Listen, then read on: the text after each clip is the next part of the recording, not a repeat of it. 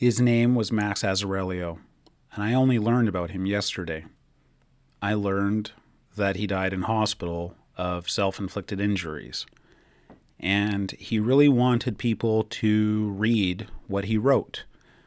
And I went and looked it up, and I read what he wrote, and I found it very interesting, and I thought it was interesting enough to read out loud and share with you. I hope you forgive my poor reading. April 16th, 2023. A post by M. Crosby. This is the Ponzi Papers. Coming soon. Part 1. Welcome to the Rabbit Hole. The Curious Case of Clinkle and a Deeply Unsettling PDF by M. Crosby, published April 16th, 2023. Remember that string of bank failures a month ago? I think we got snookered. After the bank run that led to the collapse of Silicon Valley Bank, I started pulling at a thread. What if the narrative we were given, that these were issues with regional banking and rising interest rates, wasn't accurate? What if the parties that first told their customers to pull out of SVB wanted to cause a bank run in order to cause the bank's collapse? There are a handful of powerful tech venture capital firms that had the means and opportunity. If they told customers to pull out of the most popular tech VC bank, they could count on word getting out and the smaller VC firms following their lead, leading to the sudden withdrawal of billions of dollars from the bank. But what would possibly be the motive for such a villainous crime? Little did I know, this thread that started last month in Silicon Valley would take me back decades and across continents as I chased the digital paper trail of hedge funds and shell corporations around the globe. It would reveal a perfect storm of criminal activity with an unimaginable number of well-known co-conspirators, from titans of industry to technological whiz-kids, sovereign wealth funds to internet troll farms, esteemed universities to media moguls, heads of state to award-winning reality TV shows, global NGOs to poker websites. It would cast the entire industries in a wretched new light, fraudulent since their inception. It would reveal global dark pools of billions of dollars in stolen wealth, concentrated media campaigns, and international money laundering networks hidden behind nonprofit statuses. As I poured through the interviews, SEC filings, Forbes, Midas lists, and law school case studies, I found myself wishing for a corkboard and some string to help make sense of it all. You would do well to question my sanity, just as I have. As one helpful Quora user writes, when the reality consistently tells you that it does not work in accordance with your understanding of how the universe is supposed to be, take note. This had served as a guiding light for me for the last month.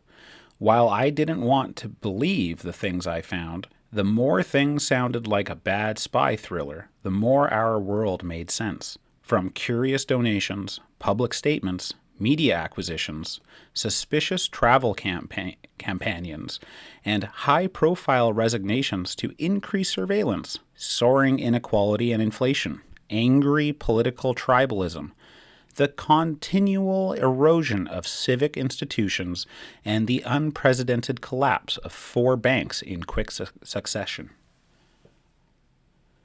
The parallels to QAnon can't be helped and will be discussed further in a later entry.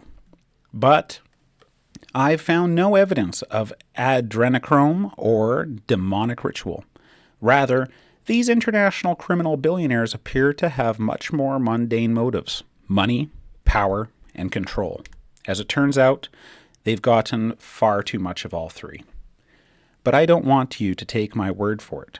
Join me as we follow these threads together and uncover the artifacts that lurk below the surface of the internet, and paint a truthful picture of what we see, no matter the rot it shows us.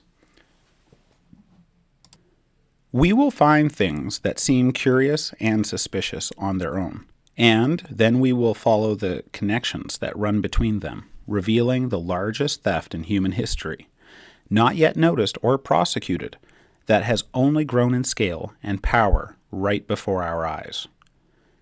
Back in 2013, a mobile payments company called Clinkle got some major buzz. The startup out of Stanford had just raised $25 million in the largest seed funding round in Silicon Valley history.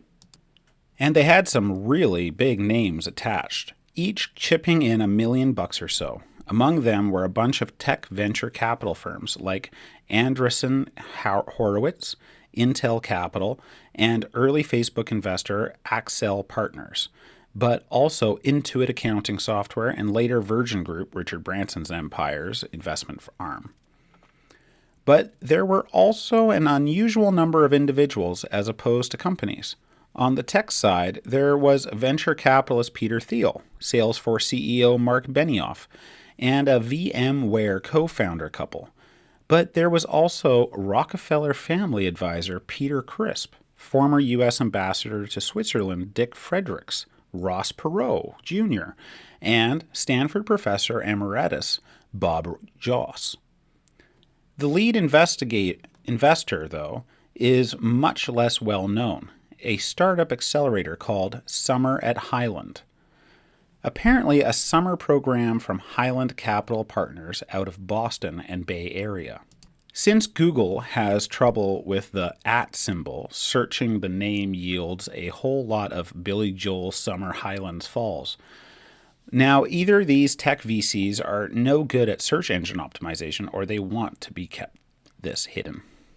Meanwhile, Clinkle doesn't say much about what their technology is or what was able to attract such record-breaking investment. Eventually, they say they'll build an app that uses high-frequency sound to send payments, but they don't even come close, obviously. In 2015, 7 employees quit due to apparent frustration with CEO Lucas Duplan. As Forbes reported, they had layoffs in 2014 and the departure of several high-profile executives.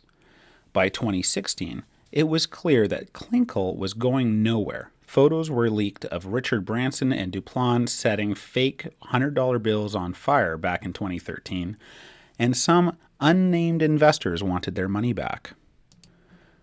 What happened here?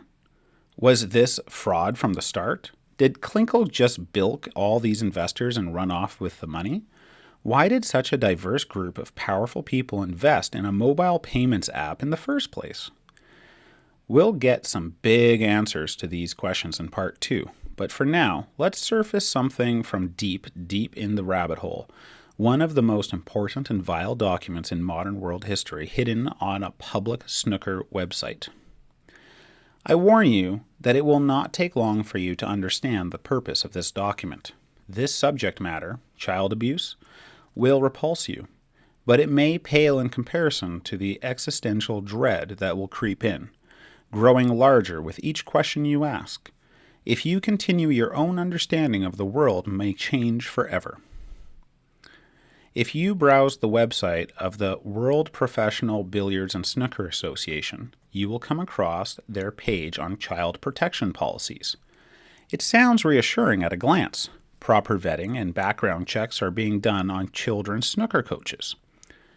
But if you open the linked PDF, you may begin to wonder why Snooker website has devoted 36 pages to this.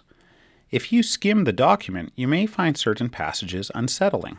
In Section 3, they offer a long list of actions and behaviors that people should take to avoid the appearance of child abuse. For instance, they note that players should maintain a safe and appropriate distance with players. Example, it is not appropriate for personnel to have an intimate relationship with a child.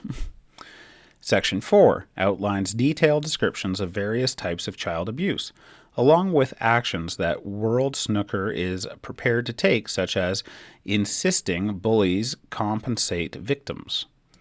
Section 5 notes that the first contact that should be made if child abuse is suspected is with the World Snooker Child Protection Officer, not police, EMS, or child services. This priority is reflected in 2 flowcharts on how to handle child abuse.